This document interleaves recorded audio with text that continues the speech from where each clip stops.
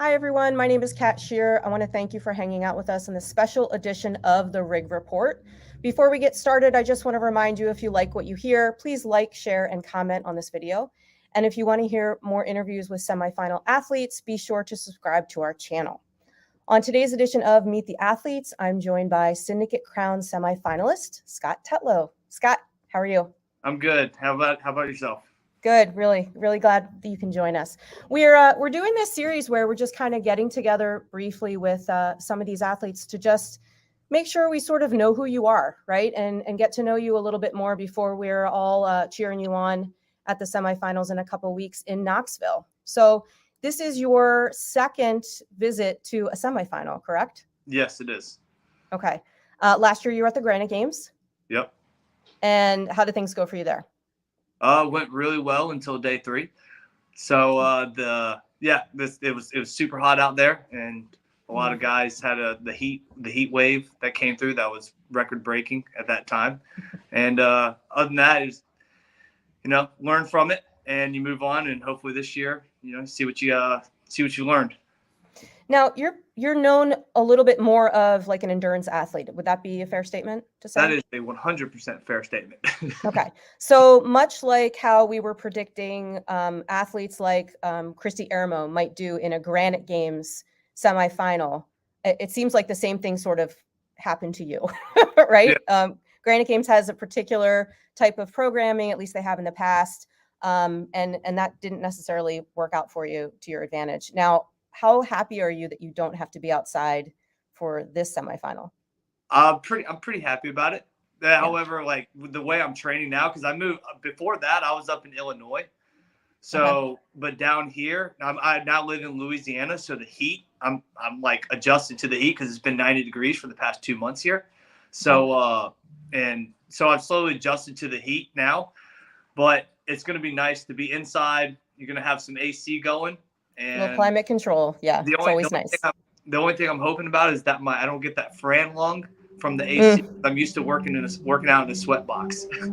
Okay. Well, we'll talk to Wilson and see if we can help you out with that. I'm sure you'll be fine. I'm sure you'll be fine. So I want to go back a little bit to your background prior to CrossFit. So, a lot of people have athletic backgrounds, and I'm curious to know what yours is. I played baseball for a majority of my childhood, all the way up from kids pitch to when I was a senior in high school, I was a catcher. And then in high school, I also played football, defensive line.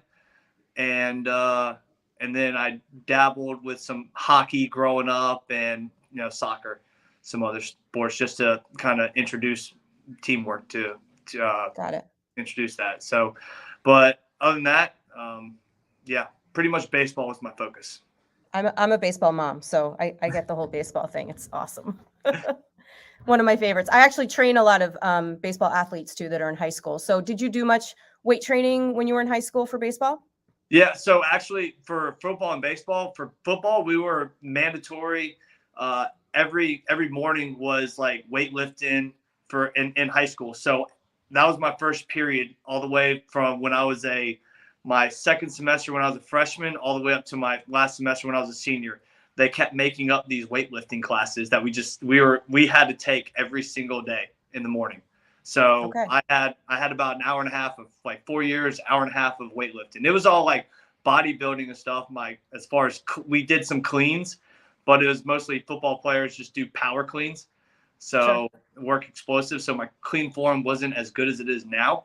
But for baseball, it was more of it's kind of the same thing. Work that. Did you take care of your arm pretty well as a catcher? I mean, you're throwing a lot, right? Yeah, no, I mean, not as much as a pitcher. It was never my arm. It was always my knees that would give out because I didn't believe in knee savers. I thought they made you slow for whenever I threw down. So I never wore knee savers. And I regret that It takes a toll on you for sure. Yeah. Did you do any sort of formal education after high school? No, I enlisted in the Navy when I was 17. My dad had to sign a contract for me. So I wasn't much of a school kind of guy. Not a student. That's okay. Not a student, but now I've taken some college courses since I've been in the Navy, and it's a struggle, especially when I'm writing a paper. but I'm trying to increase my education a little bit. Awesome. Where did you grow up? Originally around in a little town called Weston, North Carolina. It's Okay. about 15 minutes from Pinehurst, which is the big golfing area in North Carolina. Got it. Brothers, sisters? I got one sister that's Mm-hmm. about a year and a half older than me. Okay. Was she into sports as well? Yeah, she played soccer and softball. Okay. Who was sort of your cheerleader with baseball? Mom or dad? My mom was the cheerleader. My dad was the one that was like, you should have caught that ball. A tough love. Yeah, the tough love kind of thing. But my mom would be like, you played real well. When you went into the military, was that something that you were looking to do? Or was it sort of just something you felt like you needed to do? For lack of other options. My dad gave me some options. Okay. And that was one of the ones that I went with, just because I graduated when I was 17. I was one of the younger ones in my class to graduate, and I didn't apply to any colleges. Okay. I think my mom actually filled out a college application for me. And so my dad was like, hey, you're not going to be sticking around my house, so you got to figure it out. And my dad was I joined the military, but my dad said, you're 17, I'm not signing anything until you talk to all 4 branches of the Navy. So he at least did that to me. He goes, this is what you want to do. You're going to make a right decision on which one you want to do. So I'm glad that he did that, or else I'd probably be a Marine right now. Oh, yeah. That's usually the most popular one. That's awesome. Yeah. And you're still in the Navy, right? Still in the Navy. Yep. Okay. So that takes you around the globe, I would imagine, or it's why you've moved so much. Yeah. Yes. I mean, I've actually been lucky enough to kind of stay local in the Louisiana area for a good bit. I only went up to Illinois for 2 years. I'm thankful for that, but I know that I'm eventually going to have to move around. Yeah. Now, we interviewed Matthias Porter last night. He's also in the Navy and is going to be at the Syndicate Crown. Scott Schweitzer did that interview. It's on YouTube if you want to check it out. Yeah. But he mentioned that he had to actually contact CrossFit with regard to the semifinals because there were some that he knew that he wouldn't be able to attend from a timing perspective due to his job. Right. Did you have any kind of situation occur like that? I did. When they sent out that form, I kind of, right now, like the military is kind of weird with like going to another country and everything, due to regulations and everything. And I didn't want to take that chance of me not saying anything. I just figured it'd be best for me to be upfront with CrossFit, and say like, hey, due to, me being in the military, I don't know if I'll be able to cross a border and go into another country. And if I did, how long that process would take. So I just was hoping that they would take that into consideration and put me in a semifinals that was here in the U.S. somewhere, because that wouldn't have been an issue. Yeah, no, that's good. And it's nice you get to do it the first week. Yeah. Well, nice and not nice. So explain that to people. Like, why is it good to go first, but then maybe why is it not great to go first? It's good to go first just because it's the training aspect. You've been training all year for this. So it's kind of nice to just go ahead and get it out of the way, and you don't have to really worry about it as long, like the stress about it. But then it's also kind of nice to see, like, because CrossFit released those 2 workouts that are going to be standard for all of them. If you got the last weekend, you can kind of really, train to those movements and become a lot better at it. And also get a visual of how other athletes are moving, where they fail at, what are the big issues, especially the lift. They could easily say like, okay, I know that if I can hit like a solid, 315 for that complex, then, I'm going to be in the top 15 or something like that, So right now I'm kind of going into it like, I wonder what guys are going to hit for this. I have an idea, but we'll see. But well, the good thing is I think the Torium Pro is like 24 hours ahead of time. So maybe you can get a little bit. I don't know that for a fact, but I know with the time zones, it's wacky. So maybe you'll get a little bit of an advantage there. Hey, I'm glad we had this conversation. Yeah, see, you're welcome. Is Nick your coach? Yes, Nick is my coach. Okay. So tell everyone sort of how you met up with Nick. I know you were doing some training. So for people that don't know, you made the 2020 CrossFit Games, Yes. the year with the asterisks, right? Yes. You were in that online competition. I think that year you placed 17th in the open, and that was how you qualified for the games. And then 17 was apparently your lucky or unlucky number, and you got 17th in the actual that first stage of the games, correct? Yeah. Yep. Finished Okay. 17th overall. And so did you meet Nick right before that? Yes, I did, because I Okay. was that was right when the COVID spike happened, and the military would not allow you to leave with outside of a 150-mile radius. So I've seen all these Oh, people. wow. I'm training by myself. We're kind of like unsure if the games are going to happen, and then all of a sudden we get confirmation that the games are going to happen. I start kind of seeing that all these other athletes are training together, and I'm like, who lives around me? I literally creeped on Instagram just to see who was around me and who I could possibly train with. And I remember listening to a podcast that Nick was on that said, oh yeah, I live like 45 minutes south of Chicago. So I hit him up and I said, hey, I know you don't know me, but I qualified for the games. And he didn't even know who I was or anything. And all he responded was, yeah, let's do it. So I drove down to him, I think 2 weeks later, got a full weekend with him. And I really liked, he and I kind of clicked very well, I thought. Yeah. And you beat him in a few workouts, right? Yeah. Well, so he knew you were legit. I didn't beat him in any strength workouts. Let's just clarify that. But I beat him in a couple of workouts. But so yeah, he and I clicked very well. And on the way back from the 2020 CrossFit Games, I was having a conversation with my wife, and I was like, hey, I made it. Before that, I didn't have a coach or anything. I was just kind of following programs, and I was just doing stuff on my own, kind of how I saw fit. And I remember somebody saying hey, if you really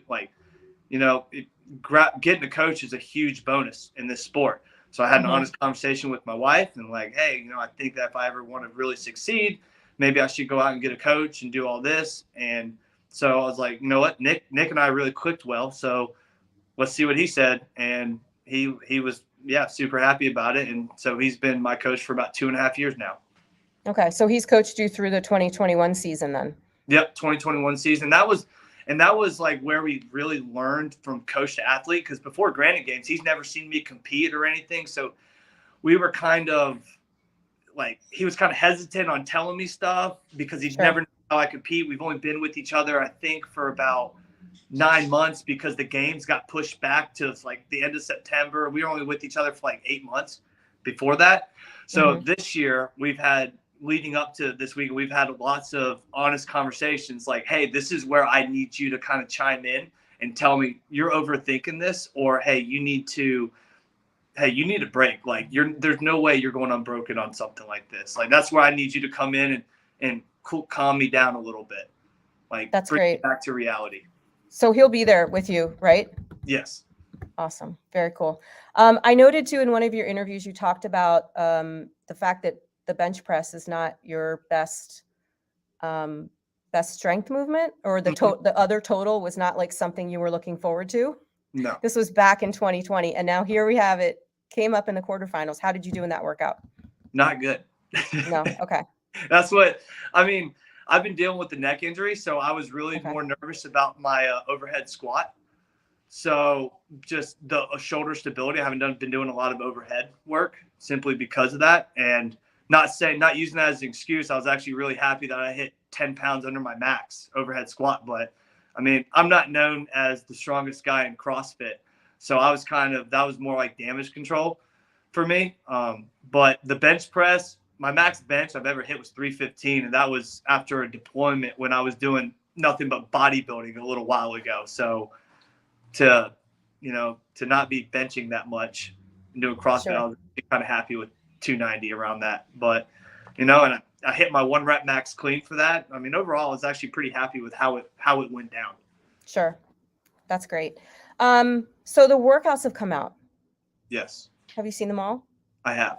Have you and Nick discussed, debriefed?